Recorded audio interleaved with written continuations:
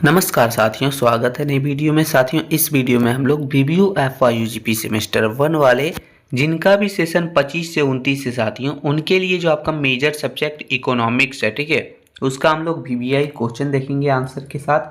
साथियों देखिए, जो आपका मेजर इकोनॉमिक्स है ना, इसमें आपका न्यूमेरिकल से भी पूछा जाता है और थियोरी टाइप का क्वेश्चन भी पूछा जाता है।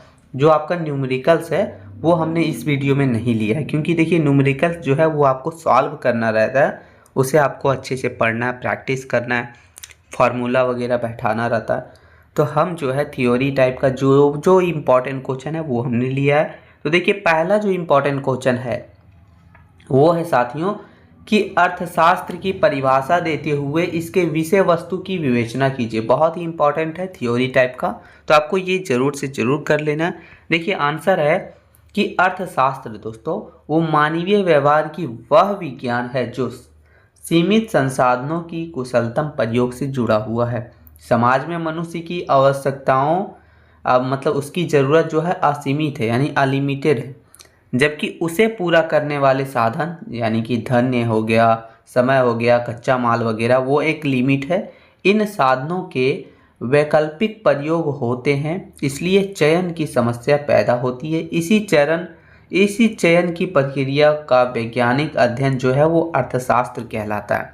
यानी कहने का मतलब ये हुआ साथियों, जो अर्थशास्त्र है वो मानवीय व्यवहार का विज्ञान है, जो क्या करता है, लिमिट संसाधन, यानी हमारे धरती पर जो है संसाधन वो लिमिट है, ठीक है, लेकिन उसको सही तरीका से प्रयोग करना, उपयोग करना, यही हमें सिखाता है। तो समाज में जो हमें हमारी जो आवश्यकता है वो बहुत ज़्यादा है, हमारी ज़रूरत बहुत ही ज़्यादा है, लेकिन उसे पूरा करने वाले जो साधन हैं, संसाधन है, वो एक लिमिट है।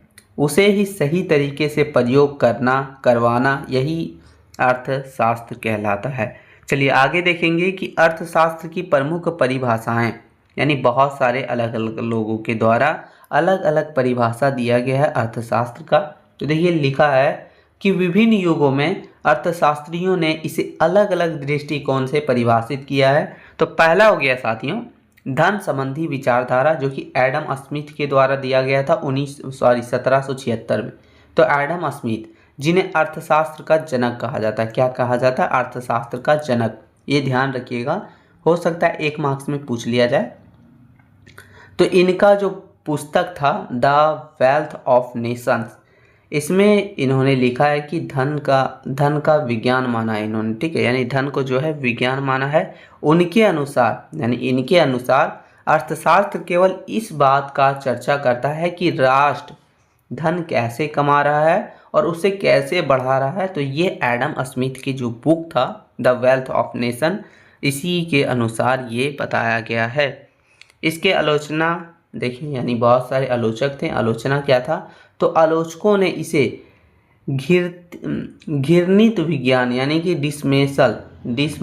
डिसमल साइंस कहा, क्योंकि इसमें सिर्फ पैसे पर जोर दिया गया है, नैतिकता पर जोर नहीं दिया गया, इसलिए ये जो है घृणित विज्ञान कहा गया। आगे दूसरा जो है वो कल्याणकारी विचारधारा, जो कि एल्फ्रेड मार्शल के द्वारा 1890 में दिया गया था। तो मार्शल ने अपनी पुस्तक प्रिंसिपल्स ऑफ इकोनॉमिक्स में धन के स्थान पर मानव को महत्व दिया, यानी मनुष्य को महत्व देने का काम किया। उन्होंने कहा कि अर्थशास्त्र जो है वो मानव कल्याण का विज्ञान है। क्या है, मानव कल्याण का विज्ञान है। यह जीवन के साधारण व्यवसाय में मनुष्य के उन कामों का अध्ययन करता है जो भौतिक सुख सुविधाओं के प्रति से, यानी उससे प्राप्ति से जुड़ा हुआ है। तो वही जो है अर्थशास्त्र कहलाता है। ये कहा था हमारा एल्फ्रेड मार्शल। तीसरा हो गया दुर्लभता संबंधी विचारधारा, जो लियोनेल रॉबिन्स ने कहा था 1932 में। तो रॉबिन्स ने इसे एक वैज्ञानिक रूप दिया है। उनके अनुसार अर्थशास्त्र वह विज्ञान है जो साध्य, यानी प्रूफ वगैरह, इंस वगैरह और वैकल्पिक प्रयोग वाले सीमित साधनों के बीच संबंध का अध्ययन करने का काम करता है। तो वही जो है आपका अर्थशास्त्र कहलाता है। यह परिभाषा चयन पर आधारित है। क्या है, चयन पर, चॉइस पर आधारित है। तो ये तीसरा था। चौथा हो गया दोस्तों हमारा कि आधुनिक या विकासवादी विचारधारा, जो कि पॉल सैमुअल्सन के द्वारा दिया गया था। तो आधुनिक अर्थशास्त्री सैमुअल्सन ने समय के तत्व को जोड़ा। उनके अनुसार अर्थशास्त्र यह अध्ययन करता है कि समाज संसाधनों का चुनाव कैसे करता है ताकि वर्तमान और भविष्य के उपभोग के लिए वस्तुओं का उत्पादन और वितरण किया जा सके। यानी जो हमारा समाज में संसाधन है उसका चुनाव किया जाता है ताकि अभी जो चल रहा है उस समय और भविष्य के लिए कोई भी संसाधन है, कोई भी वस्तु है, तो उसका उत्पादन या फिर उसका जो है वितरण किस प्रकार किया जा सके, तो वही जो है अर्थशास्त्र कहलाता है। ये माना था सैमुअल्सन ने, ठीक है, सैमुअल्सन। आगे देखिए, ये सभी परिभाषाएं देख ली हम लोग अलग अलग दोस्तों। अब देखेंगे कि अर्थशास्त्र की विषय वस्तु के बारे में। तो देखिए, अर्थशास्त्र की विषय वस्तु दो व्यापक दृष्टिकोण से समझा जा सकता है। पहला हो गया परंपरागत वर्गीकरण। तो इसे जो है वो आर्थिक क्रियाओं के आधार पर 5 भागों में बांटा गया। कितने? टोटल 5 भागों में। तो चलिए देखते हैं। पहला हो गया उपभोग, कंजप्शन। यह समस्त आर्थिक क्रियाओं का आधार होता है। इसमें मांग का नियम, सीमांत उपयोगिता, हार्स नियम और उपभोक्ता व्यवहार वगैरह का अध्ययन किया जाता है इसमें उपभोग में, यानी कंजप्शन में। फिर दूसरा हो गया हमारा वो है उत्पादन यानी प्रोडक्शन। कच्चे माल को उपयोगी वस्तुओं में बदलना। इसमें भूमि आ जाए, श्रम आ जाए, पूंजी आ जाए, संगठन और साहस वगैरह का अध्ययन होता है। तीसरा हो गया विनिमय दोस्तों, यानी एक्सचेंज वगैरह, वस्तुओं का लेन देन यानी वस्तु के बदले वस्तु। इसमें मूल्य निर्धारण हो गया, मुद्रा, बैंकिंग और बाजार का विभिन्न स्थितियों वगैरह यानी पूर्ण प्रतियोगिता वगैरह का हो गया, एकाधिकार वगैरह, इन सभी का अध्ययन जो है वो विनिमय में हमारा आता है। ये तीसरा था। चौथा हो गया वितरण यानी डिस्ट्रीब्यूशन। उत्पादन से प्राप्त आय को समाज के विभिन्न वर्ग यानी मजदूर को मजदूरी देना, लगान यानी टैक्स वगैरह, ब्याज और लाभ वगैरह, इन सभी में बांटने के सिद्धांत का अध्ययन जो है वो वितरण में किया जाता है। और हमारा जो पांचवा हो गया वो है लोक वित्त यानी पब्लिक फाइनेंस। सरकार की आर्थिक भूमि जिसमें टैक्स हो गया, आर्थिक भूमिका, टैक्स, सरकारी खर्च और घाटे के बजट वगैरह का अध्ययन इसमें शामिल है। तो ये हमारा पहला था परंपरागत, ठीक है साथियों। तो ये था हमारा परंपरागत वर्गीकरण। दूसरा हो गया हमारा आधुनिक वर्गीकरण। तो प्रोफेसर रागनर फ्रीस ने 1933 में अर्थशास्त्र को 2 प्रमुख शाखाओं में बांटा। पहला था व्यष्टि अर्थशास्त्र। व्यष्टि यानी मैक्रो इकोनॉमिक्स, या जो है व्यक्तिगत इकाइयों जैसे कि एक व्यक्ति, एक फर्म या फिर एक परिवार का छोटा सा अध्ययन करने का काम करता है। सूक्ष्म यानी कि छोटा अध्ययन करता है, इसीलिए इसे कीमत सिद्धांत भी कहते हैं। फिर दूसरा हो गया समष्टि अर्थशास्त्र यानी कि बहुत ही बड़ा। देखिए माइक्रो इकोनॉमिक्स, यह पूरी अर्थव्यवस्था का एक समग्र इकाई के रूप में अध्ययन करता है। इसमें राष्ट्रीय आय आता है, कुल रोजगार आता है, सामान्य मूल्य स्तर आता है और आर्थिक विकास जैसे विषय इसमें शामिल हैं। तो ये 2 मुख्य भागों में बांटा गया। आगे देखेंगे कि अर्थशास्त्र जो है उसके स्वरूप के बारे में। तो इसका 2 मुख्य स्वरूप है। देखिए, विज्ञान के रूप में देखा जाए तो क्योंकि यह नियमों पर आधारित है जैसे मांग वगैरह का नियम। दूसरा हो गया कला के रूप में देखा जाए क्योंकि यह समस्याओं यानी बेरोजगारी वगैरह इन सभी को सुलझाने का व्यवहारिक मार्ग दिखाने का काम करता है। तो ये जो है अर्थशास्त्र का स्वरूप है साथियों। फिर हमने इस वीडियो में इसके विषय वस्तु, स्वरूप, वर्गीकरण हर एक चीज़ समझने का प्रयास किया, परिभाषा देखे हमने। अब देख लेते थोड़ा सा निष्कर्ष। तो निष्कर्ष लिखा है साथियों कि जो हमारा अर्थशास्त्र है वो केवल किताबी ज्ञान नहीं बल्कि जीवन जीने का एक कला और विज्ञान है। यह हमें सिखाता है कि कैसे हम अपने लिमिट संसाधन होने के बावजूद अधिकतम सुख और समृद्धि प्राप्त कर सकते हैं। यह व्यक्तिगत विकास से लेकर वैश्विक अर्थव्यवस्था के निर्माण तक में भूमिका निभाने का काम करता है। तो ये हमारा अर्थव्यवस्था के बारे में था। आगे देखेंगे क्वेश्चन दूसरा है कि मांग की लोच से आप क्या समझते हैं।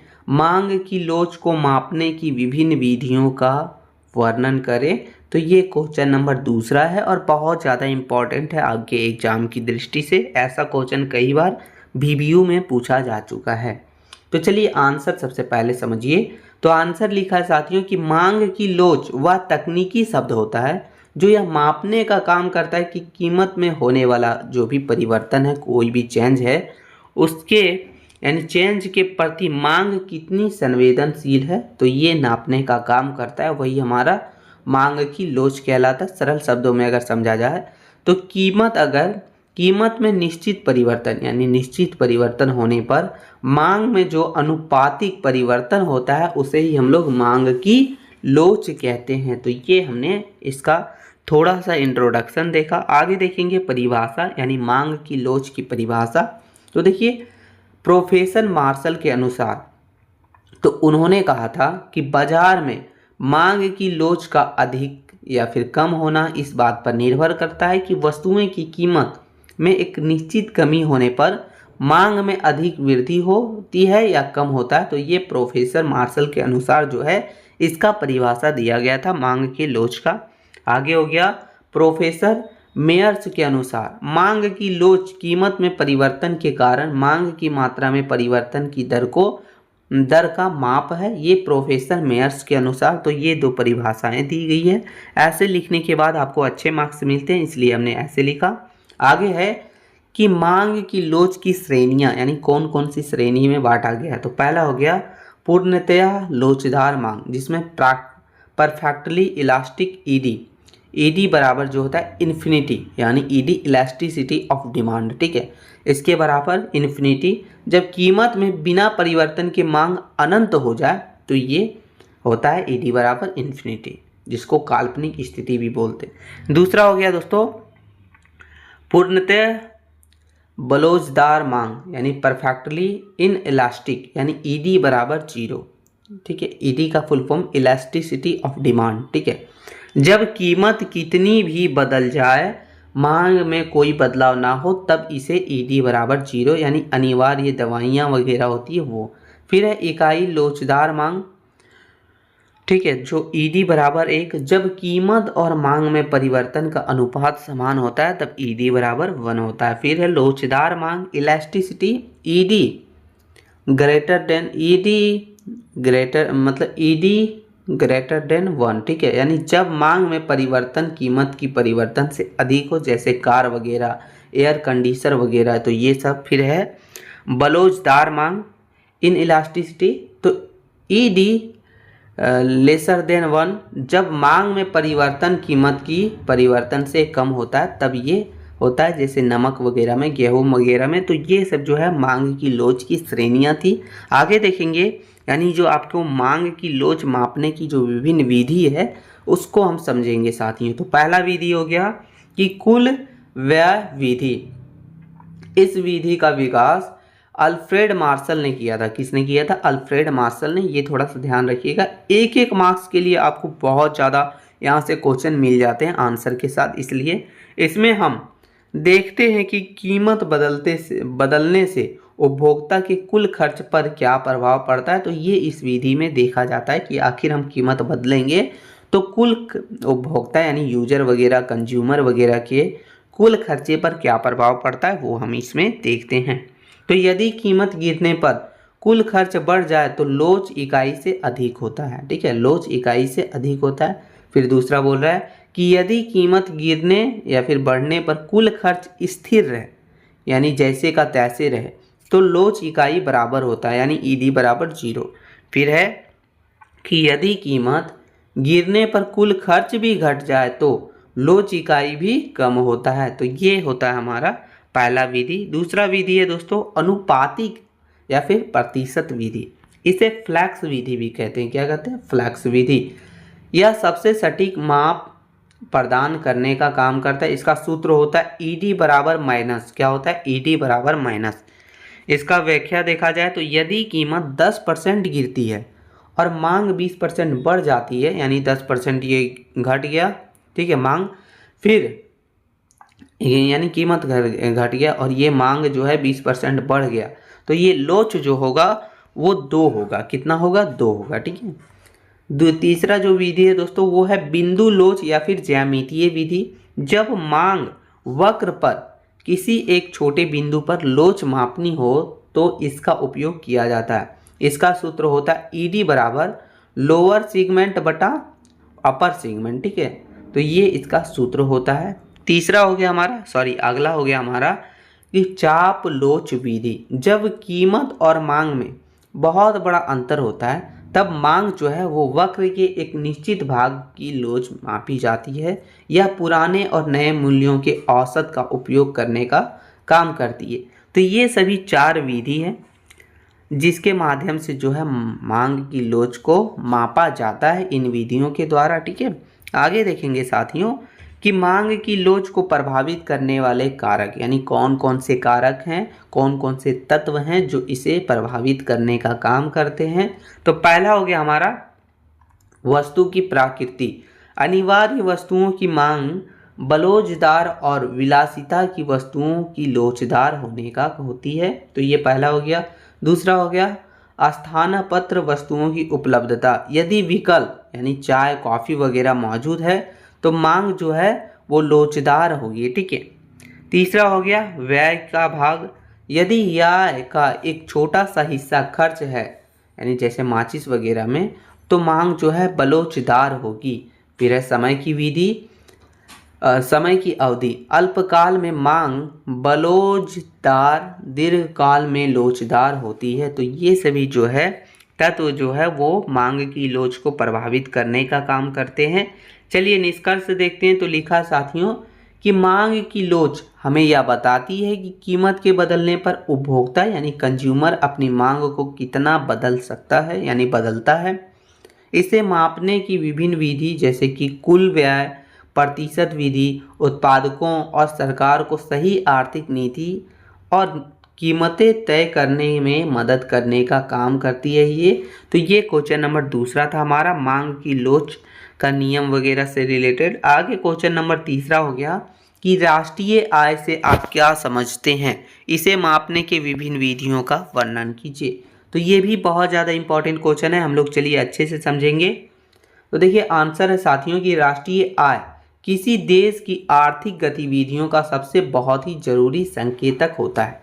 सरल शब्दों में अगर समझा जाए तो एक वित्तीय वर्ष यानी एक वित्तीय वर्ष हम लोग का कब होता है तो 1 अप्रैल से 31 मार्च के बीच जो है वित्तीय वर्ष जोड़ा जाता है, ठीक है, हर एक साल का।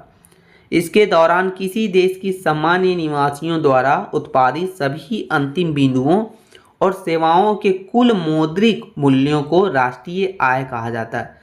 यानी हमारे देश के समझ लीजिए सभी निवासियों या फिर नागरिकों के द्वारा उत्पादित सभी अंतिम वस्तु या फिर सेवा का टोटल मौद्रिक मूल्य जो है वो राष्ट्रीय आय कहलाने का काम करता है। इसकी प्रमुख परिभाषाएं देखेंगे तो देखिए मार्शल के अनुसार कहा गया है कि किसी देश का श्रम और पूंजी उसके प्राकृतिक संसाधनों पर कार्यशील होकर प्रति वर्ष भौतिक और अभौतिक वस्तुओं का एक निश्चित शुद्ध योग पैदा करती है, यही देश की वास्तविक राष्ट्रीय आय कहलाती है।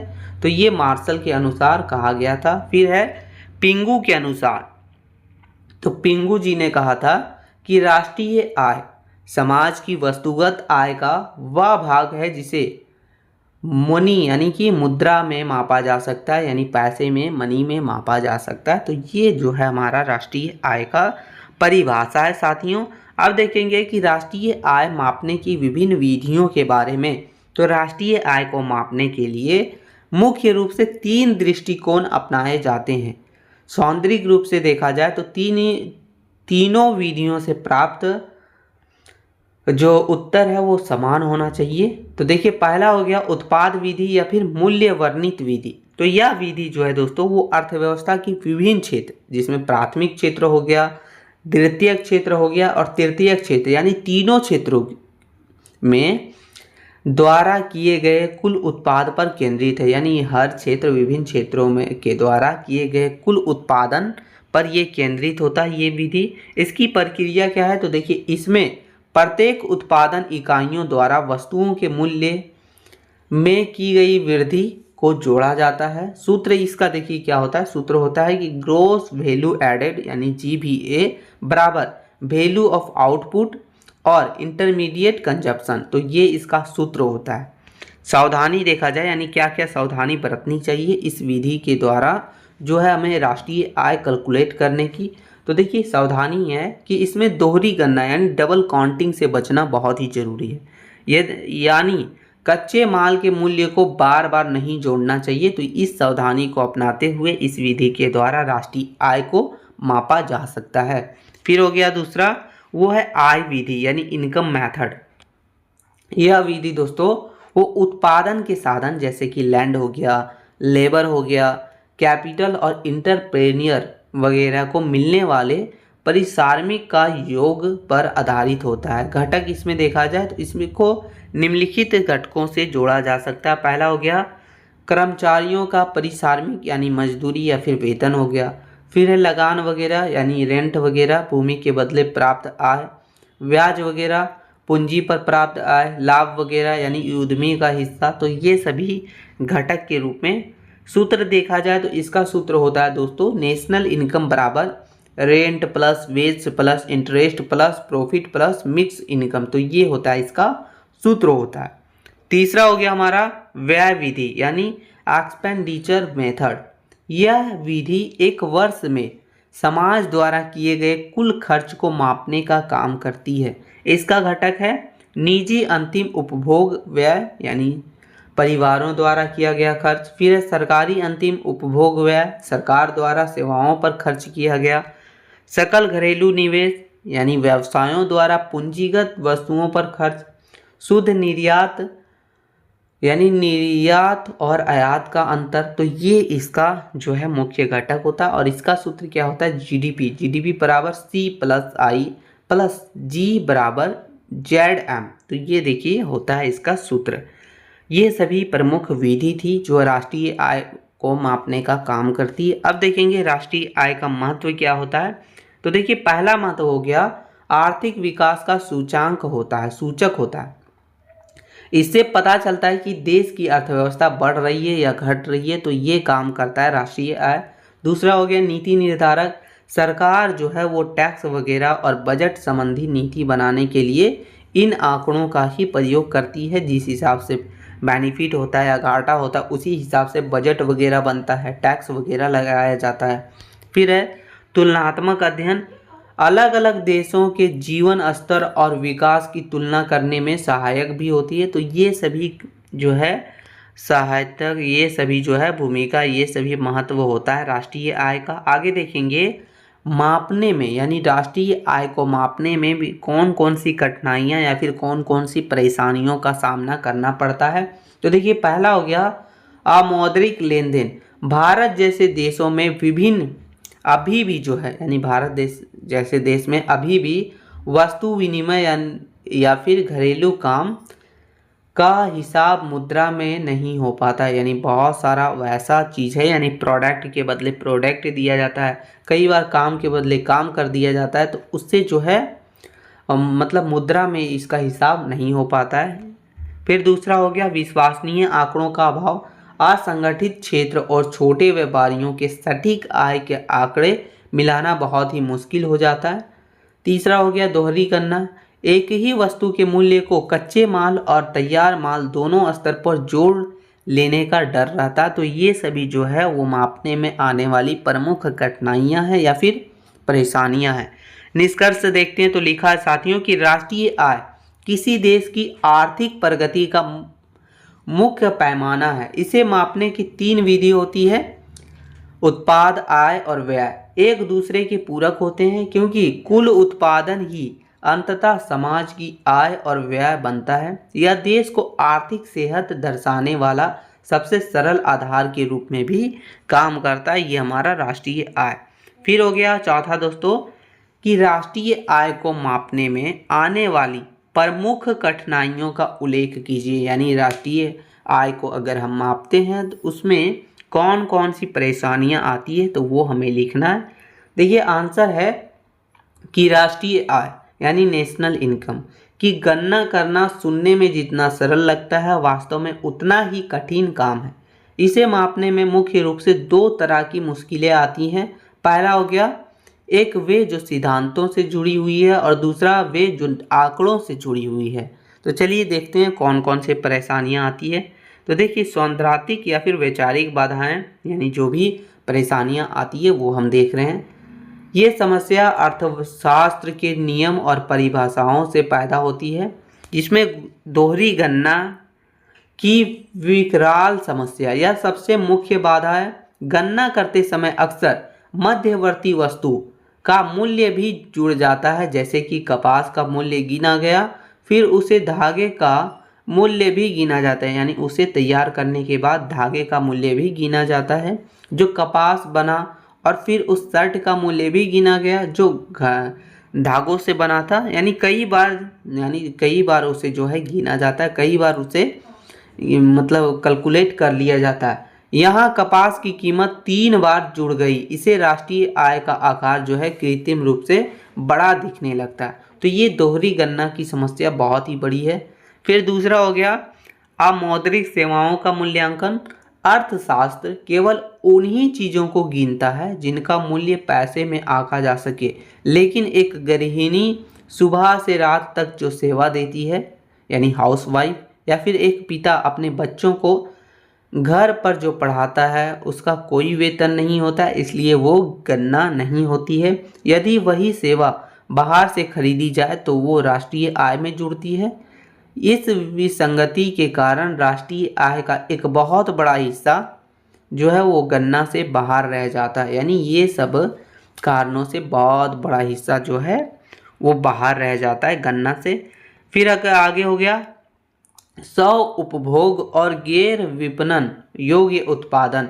भारत में लाखों छोटे किसान जो अनाज पैदा करते हैं, लेकिन उसका 50 से 60% हिस्सा अपने परिवार के खाने के लिए रख लेते हैं, क्योंकि यह अनाज मंडी में नहीं पहुंचा। यानी चूंकि यह अनाज मंडी में नहीं पहुंचा इसलिए इसका कोई रसीद नहीं बनती, इसका मूल्य केवल अनुमान पर ही आधारित होता है, जो अक्सर गलत होने का भी काम करता है। यानी क्या किया उसने जो है अपना खेती किया, खेती का जो भी धन निकला जो भी अनाज निकला वो उसने अपने यूज के लिए अपने खाने के लिए रख लिया, तो उसका जो है वो कोई भी गणना अच्छे से नहीं हो पाता है, सिर्फ अनुमान लगाया जाता है। आगे हो गया पुराने सामान की बिक्री। यदि कोई पुरानी कार या फिर पुराना घर बेचता है तो उसे राष्ट्रीय आय में नहीं जोड़ा जाता, क्योंकि वह उत्पादन पिछले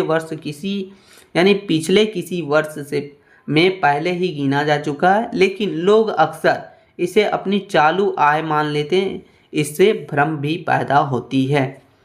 यानी पुराना चीज़ों वगैरह का भी जो है इसमें नहीं होता है, लेकिन बहुत सारे लोग मान लेते हैं कि ये तो हमारा आय है, चालू आय है, इसलिए भ्रम वगैरह कन्फ्यूजन वगैरह भी पैदा होता है।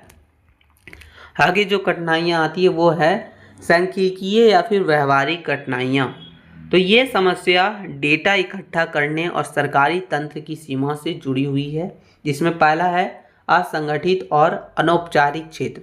भारत की लगभग 90% कार्य शक्ति असंगठित क्षेत्र जैसे कि दिहाड़ी मजदूर, रिक्शा चालक, छोटे दुकानदार, इन सभी के पास है। इनके पास ना तो सैलरी स्लिप होती है और ना ही कोई अपना बैलेंस शीट बनाते हैं। इससे डाटा वगैरह लेना अंधेरे में तीर चलाने जैसा है, यानी अनुमान लगाना पड़ता है, डाटा वगैरह नहीं मिल पाता है। फिर हो गया आंकड़ों की अविश्वसनीयता और कमी। कई बार जो आंकड़े उपलब्ध होते हैं वो पुराने होते हैं या फिर गलत तरीके से भरे होते हैं। जनगणना और सर्वेक्षणों के बीच लंबा अंतराल होने के कारण वर्तमान स्थिति का सही पता नहीं चल पाता है, यानी डाटा वगैरह जो है वो सही से नहीं मिल पाता है। फिर है दोस्तों हमारा व्यावसायिक विशिष्टीकरण का अभाव। विकसित देशों में एक व्यक्ति एक ही पैसा अपनाता है। भारत में क्या होता है, एक व्यक्ति एक ही समय में किसान भी है, दूध बेचने वाला भी है, मजदूर भी है। यानी अगर कोई दूसरा देश में देखा जाए तो एक विकसित व्यक्ति सिर्फ एक काम करता है, लेकिन भारत में क्या है वो ऑलराउंडर है, यानी किसान भी है, दूध भी बेच रहा है, मजदूरी भी कर रहा है। तो वह खुद भी नहीं जानता कि उसकी मुख्य आय का स्रोत क्या है। इससे जो है क्षेत्रवार गणना करना बहुत ही असंभव हो जाता है, यानी उसको किस कैटेगरी में रखें ये भी गणना कर पाना बहुत ही मुश्किल हो जाती है। फिर अशिक्षा और कर चोरी। लोग सरकारी अधिकारियों को अपनी सही आय बताने से डरते हैं। उन्हें लगता है कि सही आय बताने पर उससे टैक्स देना पड़ेगा और उनकी सरकारी सुविधाएं बंद हो जाएगी। ये भारत में सोच है लोगों की।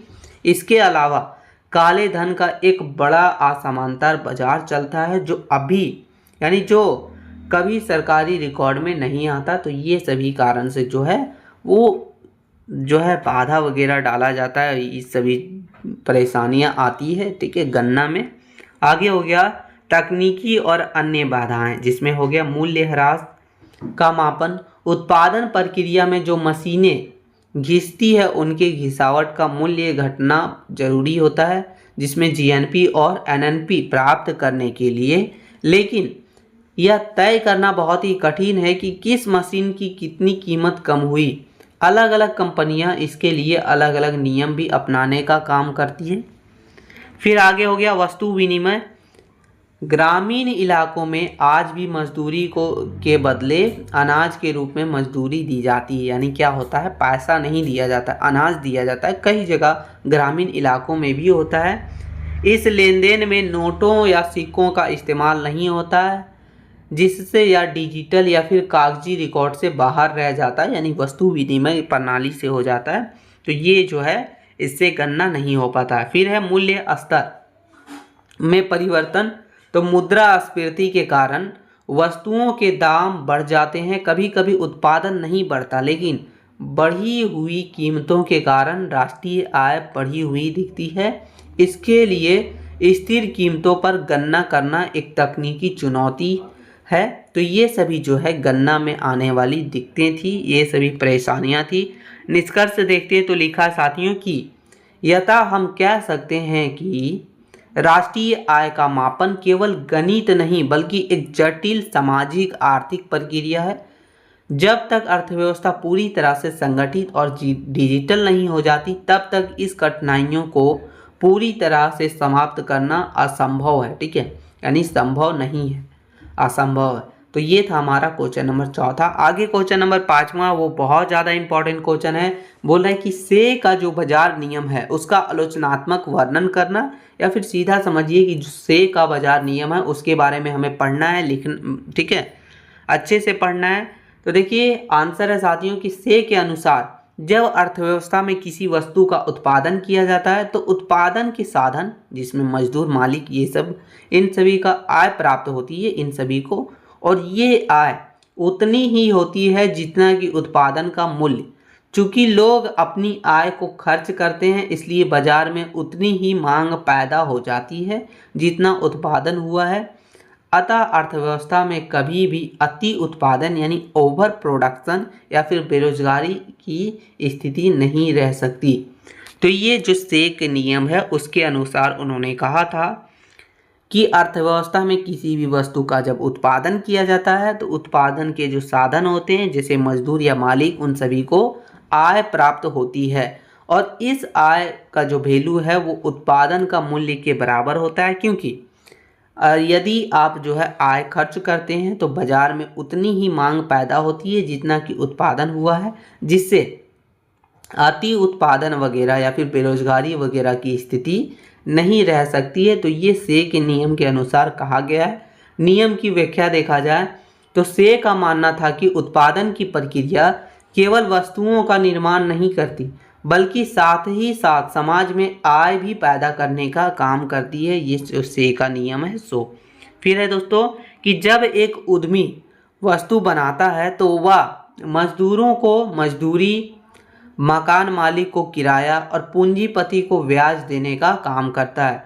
फिर है कि यह वितरित की गई राशि समाज की क्रय शक्ति बन जाती है, यानी परचेजिंग पावर। अंततः यही पैसा बाजार में उन्हीं वस्तुओं को खरीदने के लिए वापस आ जाता है।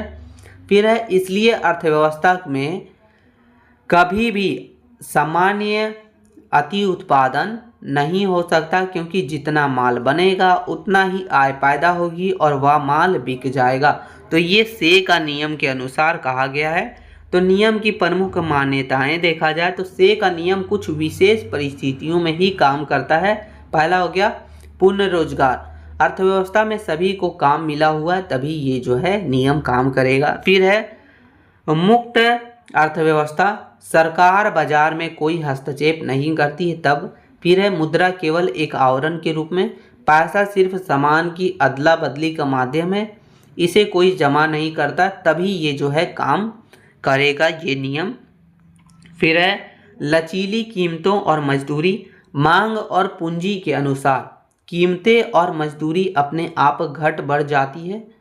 फिर हो गया लंबे समय दीर्घकाल, यह नियम लंबी अवधि में ही पूरी तरीका से लागू होने का काम करती है। ठीक है, तो ये सभी जो है नियम के बारे में था। आगे देखेंगे कि नियम की आलोचनात्मक समीक्षा के बारे में। तो 1929 से 30 की महान मंदी ने इस नियम को गलत साबित कर दिया था। तो लॉर्ड जे.एम. कीन्स ने इसकी कड़ी आलोचना की, जो निम्नलिखित है। क्या क्या आलोचना किया था? तो बचत और निवेश में अंतर। से का मानना था कि लोग सारी आय खर्च कर देते हैं। कीन्स ने कहा कि लोग आय का एक हिस्सा बचाने का भी काम करते हैं, यानी सेविंग करने का भी काम करते हैं। यदि यह बचत निवेश में नहीं बदली तो बाजार में कुल मांग कम हो जाएगी और माल बिना बिका रह जाएगा। तो ये आलोचना था, पहला आलोचना था। फिर आगे दूसरा था, वो है अति उत्पादन संभव है। कीन्स ने तय किया, यानी तर्क दिया कि चूंकि लोग सारा पैसा खर्च नहीं करते इसलिए बाजार में माल का ढेर लग सकता है, इससे कारखाने बंद भी हो सकते हैं। ये जो है कीन्स के द्वारा तर्क दिया गया था। ठीक है, फिर हो गया बेरोजगारी एक वास्तविकता।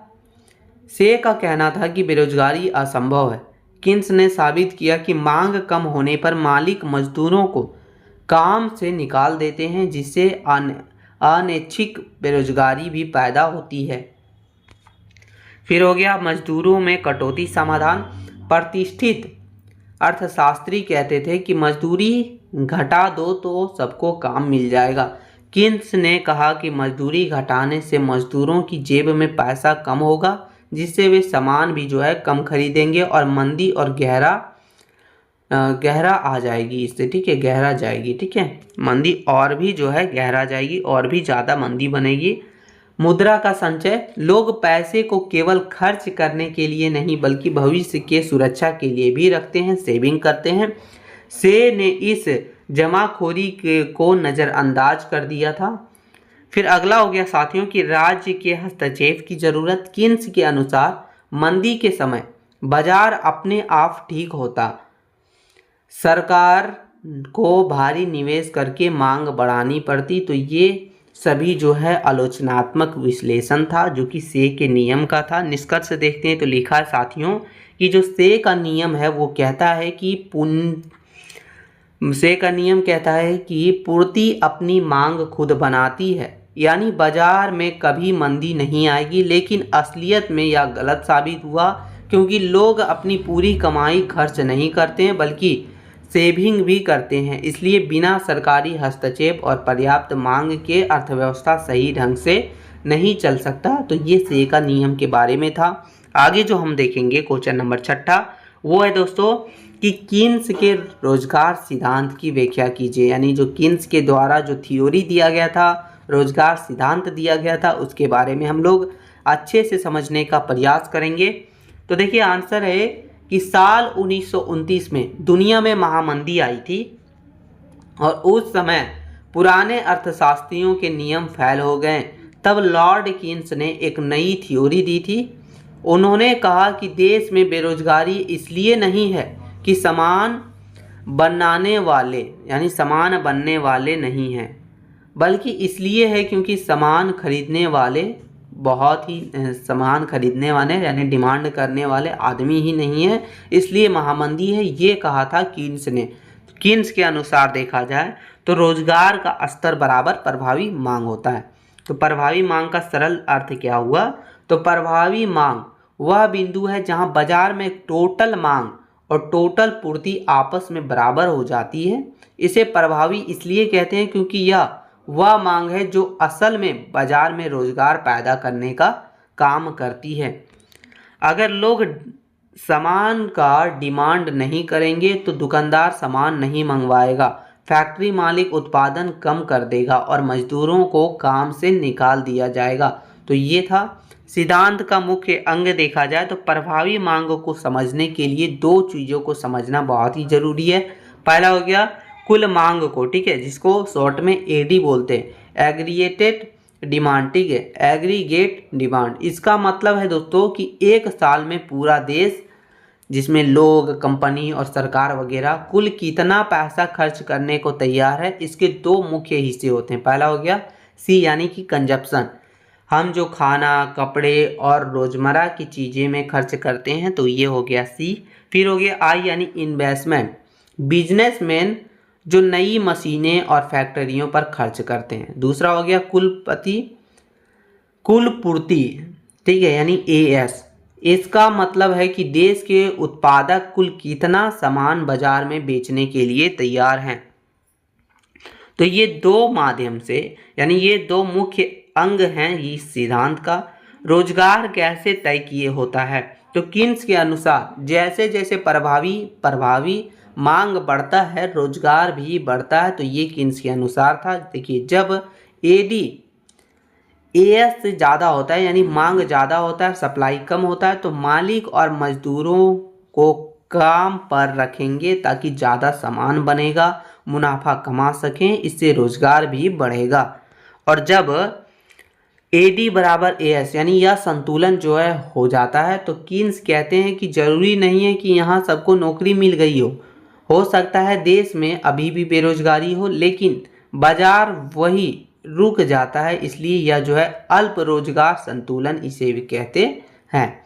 फिर है बेरोजगारी क्यों होती है, तो किन्स ने एक बहुत ही सिंपल बात कही कि लोग उतनी तेजी से खर्च नहीं बढ़ाते जितनी तेजी से कमाई बढ़ती है, इसलिए बेरोजगारी होती है। जब लोगों की आय बढ़ती है तो उसका एक हिस्सा सेविंग कर लेते हैं। फिर है कि यह यानी यही बचत डिमांड को कम कर देती है। अगर यह बचत वापस निवेश बनकर बाजार में नहीं आती तो डिमांड गिर जाती है और बेरोजगारी पैदा हो जाती है। तो इस हिसाब से जो है बेरोजगारी पैदा होती है। तो ये मानना था किन्स का। आगे समाधान देखा जाए और सरकार की भूमिका क्या रही है इसमें, वो देखेंगे। चूँकि बेरोजगारी डिमांड की कमी से होती है, इसलिए सरकार को इसे ठीक करना चाहिए। पहला हो गया सरकारी खर्च। जब आम जनता पैसा खर्च नहीं करती तो सरकार को सड़क, पुल और स्कूल बनवाकर पैसा बाजार में डालना चाहिए। इससे क्या होगा, लोगों को काम मिलेगा और उसके पास पैसा आएगा, जिससे वे फिर से डिमांड करना शुरू कर देंगे। फिर है ब्याज दर कम करना। बैंक ब्याज कम करेंगे तो लोग जो है लोन लेकर घर बनवाएंगे या फिर बिजनेस शुरू करेंगे, जिससे फिर से रोजगार पैदा होगा। तो ये सब तरीके अपनाकर, ये सब सरकार की भूमिका अपनाकर जो है बेरोजगारी खत्म की जा सकती है, रोजगार को बढ़ावा दिया जा सकता है। निष्कर्ष लिखा है साथियों कि किन्स का सिद्धांत कहता है कि बेरोजगारी एक बीमारी है जिसका इलाज खर्च बढ़ाना है। अगर देश में डिमांड रहेगा तो फैक्ट्रियां चलेगी, और अगर फैक्ट्रियां चलेगी तो हर हाथ को काम मिलेगा। किन्स ने दुनिया को सिखाया कि मंदी के समय सरकार को चुप नहीं बैठना चाहिए, बल्कि क्या करना चाहिए, आगे बढ़कर निवेश करना चाहिए। तो ये जो है किन्स का रोजगार सिद्धांत में बताया गया है, उन्होंने सिखाया। आगे देखेंगे क्वेश्चन नंबर 7वां दोस्तों। तो क्वेश्चन नंबर 7वां है कि पूर्ण प्रतियोगिता और एकाधिकार में मूल्य निर्धारण की प्रक्रिया का वर्णन कीजिए। तो चलिए समझेंगे आंसर। तो आंसर है कि बाजार में एक वस्तु की कीमत कैसे तय होगी, यह इस बात पर निर्भर करता है कि बाजार में कंपटीशन कितना, ठीक है, यानी प्रतियोगिता कितना है। तो उसी हिसाब से जो है कोई वस्तु का जो है मूल्य निर्धारित होगा। अर्थशास्त्र में मूल्य निर्धारण के दो प्रमुख रूप हैं। पहला हो गया पूर्ण प्रतियोगिता, जहां अनगिनत विक्रेता होने के कारण कीमत बाजार की शक्तियों के द्वारा तय होती है। और दूसरा हो गया एकाधिकार, जहां केवल एक ही विक्रेता होने के कारण वह स्वयं अपनी मर्जी से कीमत तय करने का काम करता है। यानी एक तरफ कंपटीशन वाला हो गया, दूसरी तरफ वो खुद से अपने मन से जितना मन हो गया उतना वो कीमत जो है वो तय कर सकता है। तो पहले देखेंगे कि पूर्ण प्रतियोगिता में मूल्य निर्धारण कैसे होता है। यानी पूर्ण प्रतियोगिता उस बाजार को कहते हैं जहां बहुत ही अधिक संख्या में क्रेता और विक्रेता होते हैं और वे एक जैसी वस्तुएं बेचने का काम करते हैं। ठीक है, यानी कंपटीशन। कीमत लेने वाली फर्म पूर्ण प्रतियोगिता में कोई भी एक दुकानदार या कंपनी अपनी मर्जी से कीमत तय नहीं कर सकता है। यह कीमत जो है वो उद्योग द्वारा तय की जाती है, यानी इंडस्ट्री द्वारा। उद्योग का मतलब है कि उस सामान को बनाने वाली सभी कंपनियों का समूह। व्यक्तिगत फर्म केवल उस पर तय कीमत पर अपना माल बेचने का काम करती है। यानी ठीक है, तो ये हो गया। दूसरा हो गया कि मांग और पूर्ति का संतुलन। यहाँ मूल्य का निर्धारण उस बिंदु पर होता है जहाँ पूरे बाजार की कुल मांग और कुल पूर्ति एक दूसरे के बराबर हो जाती। इसे साम्य मूल्य यानी कि इक्विलिब्रियम प्राइस कहा जाता है। यदि कोई फर्म इस कीमत से अधिक दाम मांगती है तो ग्राहक दूसरी दुकान पर चले जाएंगे, क्योंकि सामान तो बिल्कुल एक जैसा है, तो उस सामान पर हम क्यों लेना है। मान लीजिए आपको 5 रुपये की बिस्किट के लिए 10 ले, तो आप क्यों लीजिएगा, तो दूसरे दुकान पर चल जाइएगा। बस वही बात हुआ। फिर हो गया दोस्तों आगे राजस्व की स्थिति। इस बाजार में औसत जो है और सीमांत आय हमेशा बराबर और स्थिर रहती है। इसका ग्राफ जमीन के समांतर एक सीधी रेखा होती है, यानी हॉरिजॉन्टल रेखा होती है। लाभ की स्थिति देखा जाए तो अल्पकाल यानी शॉर्ट टाइम में तो फर्म को लाभ या हानि हो सकती है, लेकिन लंबे समय में ये पूर्ण प्रतियोगिता में फर्मों को केवल सामान्य लाभ ही मिलता है। ऐसा इसलिए होता है क्योंकि यदि लाभ ज़्यादा होगा तो नई कंपनियां बाजार में आ जाएगी और सप्लाई बढ़ने में कीमतें फिर गिर जाएगी। तो ये सभी जो है पूर्ण प्रतियोगिता में मूल्य निर्धारण के ऊपर था। अब है एकाधिकार में मूल्य निर्धारण। तो एकाधिकार वह स्थिति है जहां बाजार में केवल यानी वस्तु का केवल एक ही उत्पादक या फिर एक ही विक्रेता होता है और उस वस्तु का कोई करीबी विकल्प बाजार में मौजूद नहीं होता। यानी एक ही विक्रेता हो, एक ही फैक्ट्री हो, एक ही जो है उत्पादक हो। कीमत निर्माता फर्म एकाधिकारी खुद अपनी वस्तुओं की कीमत तय करता है। उसका बाजार पर पूरा तरह से कंट्रोल होता है। वह चाहे कितना भी कीमत बढ़ा सकता है, कितना भी उत्पादन घटा सकता है, ये उसकी मर्जी पे चलता है। ठीक है, यानी एकाधिकार पर चलता है। फिर है अधिकतम लाभ का उद्देश्य। एकाधिकारी का मुख्य लक्ष्य क्या होता है कि अधिकतम शुद्ध लाभ कमाना होता है। वह कीमत तय करते हैं, समय देखता है और किस मूल्य पर उसकी आय और कुल लागत का सबसे ज़्यादा मुनाफा हो रहा है, अंतर हो रहा है, इन सभी चीज़ों को देखता है। फिर हो गया मांग की लोच का महत्व। एकाधिकारी अपनी मर्जी से कीमत तो तय करता है, लेकिन वह मांग को नज़रअंदाज नहीं कर सकता। यदि वह बहुत ऊंची कीमत रखता है तो वस्तुओं की उपभोग कम हो जाती है, कम कर देते हैं। इसलिए वह कीमत तय करता है जहां उसकी सीमांत लागत और सीमांत आय बराबर हो। यानी इन सभी चीज़ों को देखते हुए कीमत तय करने का काम करता है। फिर हो गया कीमत विभेद। एकाधिकार की एक खास विशेषता यह है कि वह एक ही वस्तु के लिए अलग अलग ग्राहकों से अलग अलग कीमत भी वसूल सकता है। जैसे बिजली विभाग का अलग अलग दरें तय करना, इसे मूल्य विभेद भी कहा जाता है। यानी एक ही चीज़ के लिए अलग अलग व्यक्ति से अलग अलग दाम लेना, किसी से 5 किसी से 10, तो ये होता है। ठीक है। फिर असामान्य लाभ। एकाधिकारी लॉन्ग टर्म में भी असामान्य लाभ यानी बहुत ही ज़्यादा एक्स्ट्रा प्रॉफिट कमाते हैं, क्योंकि नई कंपनियों का बाजार में प्रवेश करना असंभव या फिर बहुत ही कठिन रहता है। तो ये सभी जो है हमारा एकाधिकार और पूर्ण प्रतियोगिता पर मूल्य निर्धारण की जो समस्या वगैरह आती है वो हमने देखा। दोनों प्रक्रियाओं में मुख्य अंतर क्या है वो देखेंगे। तो देखिए पहला हो गया कि विक्रेताओं की संख्या। पूर्ण प्रतियोगिता में बेचने वाले बहुत सारे हैं, जबकि एकाधिकार में पूरी मार्केट में सिर्फ एक ही बेचने वाला। तो ये हो गया पहला अंतर। दूसरा हो गया कीमत पर कंट्रोल। पूर्ण प्रतियोगिता में दुकानदार का कीमत पर कोई कंट्रोल नहीं होता। जो रेट बाजार में चल रहा है वो उसे ही मानना पड़ता है, लेकिन एकाधिकार में दुकानदार खुद अपनी मर्जी से कीमत तय कर सकता है, यानी कीमत पर कंट्रोल होता है। फिर तीसरा हो गया वस्तु का प्रकार। पूर्ण प्रतियोगिता में सभी दुकानदार बिल्कुल एक जैसा सामान बेचते हैं, यानी जैसे गेहूं या आलू हो गया। वही एकाधिकार में दुकानदार के पास एक अनोखी चीज होती है जिसका दूसरा विकल्प कहीं नहीं होता। एग्जाम्पल के तौर पर बिजली ले लीजिए आप, ठीक है। तो ये हो गया। चौथा जो अंतर है वो है दोस्तों कि मुनाफा। पूर्ण प्रतियोगिता और दुकानदार को सिर्फ मामूली लाभ मिलता है, यानी इससे जो है दुकानदार को पूर्ण प्रतियोगिता से सिर्फ मामूली लाभ मिलता है परसेंटेज के हिसाब से कोई भी प्रोडक्ट पर, क्योंकि कंपटीशन बहुत ज़्यादा है। वही एकाधिकार में कोई और कंपटीशन ना होने के कारण दुकानदार मोटा मुनाफा यानी बहुत ज़्यादा एक्स्ट्रा प्रॉफिट कमाता है। फिर हो गया पांचवा, नई कंपनियों की एंट्री। पूर्ण प्रतियोगिता में कोई भी नई दुकान खोल सकता है या फिर बंद कर सकता है, लेकिन वही एकाधिकार में किसी और का बिजनेस शुरू करना लगभग असंभव है, यानी नहीं कर सकता है, असंभव है, ठीक है। फिर हो गया छठा दोस्तों कि ग्राहक की स्थिति। पूर्ण प्रतियोगिता में ग्राहक राजा होता है, क्योंकि उसके पास बहुत सारे विकल्प होते हैं। आप यहाँ नहीं दीजिएगा, हम दूसरे दुकान में जाके खरीद लेंगे। वहीं अगर देखा जाए एकाधिकार में ग्राहक जो है वो मजबूर होता है, उसे ज़्यादा में मिले या कम में मिले लेकिन उसे लेना ही पड़ता है। एग्जाम्पल के लिए ले लीजिए बिजली वगैरह, ठीक है। आपको ज़्यादा उसके लिए देना पड़े या फिर कम देना पड़े, लेकिन आपको लेना पड़ेगा। तो निष्कर्ष देखते हैं। तो लिखा है साथियों हमारा कि पूर्ण प्रतियोगिता में बाजार की शक्तियाँ, यानी शक्ति जिसमें मांग और पूर्ति का बोलबाला होता है, इसमें कीमतें कम और स्थिर रहती है जो ग्राहकों के लिए अच्छा है। इसके जस्ट उल्टा जो होता है वो हमारा एकाधिकार में होता है। उसमें विक्रेता की मर्जी चलती है और वो अपने लाभ के लिए ऊंची कीमतें वसूल सकता है।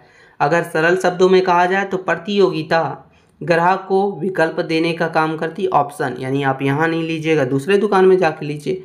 लेकिन एकाधिकार जो है उसे मजबूर बनाने का काम करता है कि आपको लेना ही पड़ेगा, नहीं लीजिएगा, चाहिए, आपके पास कोई दूसरा ऑप्शन नहीं है। आगे हमारा 8वां नंबर क्वेश्चन है दोस्तों कि उपभोक्ता अधिशेष, ठीक है। उपभोक्ता अधिशेष क्या है? मार्शल और हिक्स के दृष्टिकोण की तुलना कीजिए। तो चलिए समझेंगे। तो रोजमर्रा की जिंदगी में हम कई बार ऐसी चीजें खरीदते हैं जिनके लिए हम ज़्यादा पैसा देने के लिए तैयार होते हैं, लेकिन बाजार में वे हमें कम दाम में मिल जाती है। इस बचत या फिर अतिरिक्त खुशी को ही अर्थशास्त्र में उपभोग अधिशेष कहते हैं। यानी आप समझ लीजिए अपने डेली लाइफ में कोई भी चीज़ हो, ठीक है, जिसकी कीमत समझ लीजिए ज़्यादा है, या फिर समझ लीजिए कि आपको बहुत ज़्यादा ज़रूरत है, उसकी कीमत ज़्यादा है और वो आपको कम, मतलब आपको जितना आप खर्च करना चाह रहे हैं, मान लीजिए आप खर्च करना चाह रहे हैं 100 रुपया, लेकिन आपको वो 85 रुपया में मिल गया। तो इस हिसाब से चलिए उदाहरण समझ लेते हैं कि मान लीजिए कि आपको बहुत तेज़ से प्यास लगी है और आप जो है उस समय चाह रहे हैं कि अभी हमको पानी चाहिए, चाहे हमको 50 रुपया खर्च करना पड़े, 100 रुपया खर्च करना पड़े, वो आप खर्च करने के लिए तैयार हैं। लेकिन आप दुकान पर जाते हैं और पानी का बोतल आपको सिर्फ 20 रुपया में मिल जाता है। तो इसमें जो आपका 30 रुपये की जो बचाए हैं, आपका जो बच गया है, उसे ही जो हम लोग उपभोक्ता अधिशेष कहते हैं, ठीक है, अधिशेष कहते हैं, ठीक है, समझ आया। तो ये था दोस्तों सूत्र। देखा जाए इसका तो ये है कि उपभोक्ता अधिशेष जो कीमत आप देना चाहते थे और जो कीमत में आपको सामान मिल गया, ठीक है, तो ये होता है इसका सूत्र। आगे देखेंगे कि मार्शल का दृष्टिकोण इसमें क्या था। तो अल्फ्रेड मार्शल ने इस सिद्धांत को बहुत ही सरल तरीके से समझाया। पहला समझाया इन्होंने नंबरों से मापना।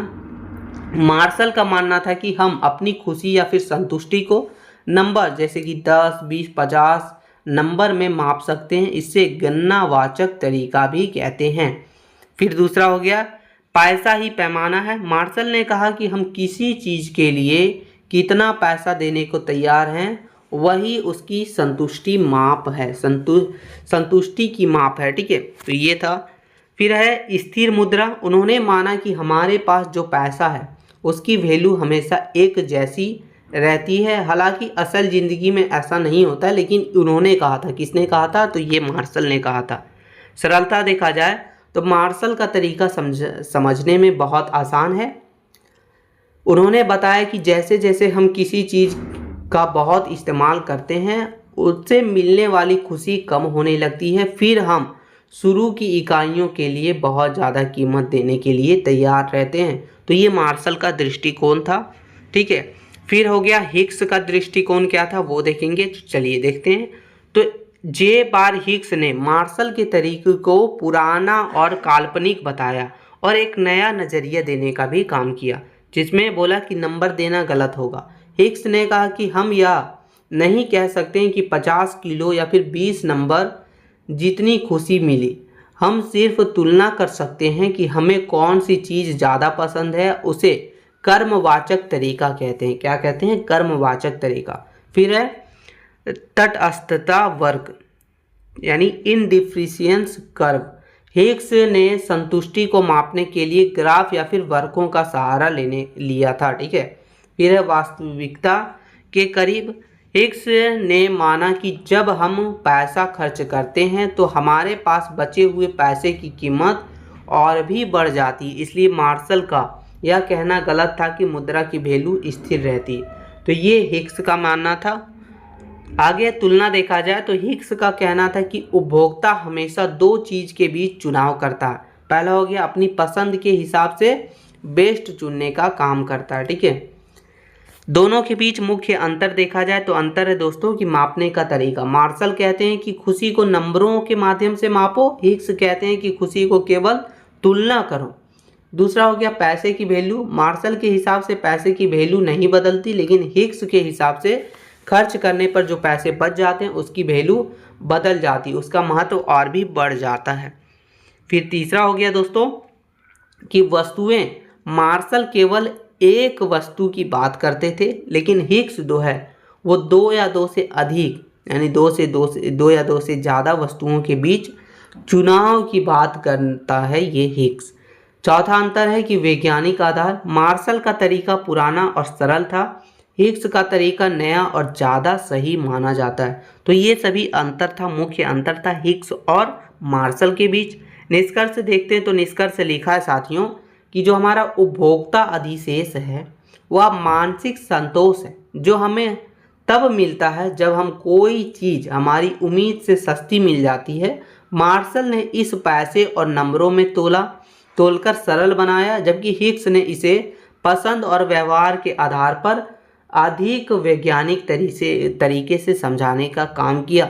सरल शब्दों में कहें तो यह हमारी सोची गई कीमत और वास्तविक कीमत के बीच के फायदेमंद का अंतर होता है, ये उपभोक्ता अधिशेष। तो ये टोटल हमने जो है दोस्तों वो 8 प्रश्न लिए थे आपके मेजर 1 इकोनॉमिक्स के लिए, और आपको ये 8 प्रश्न हर हाल में कर लेना है बस।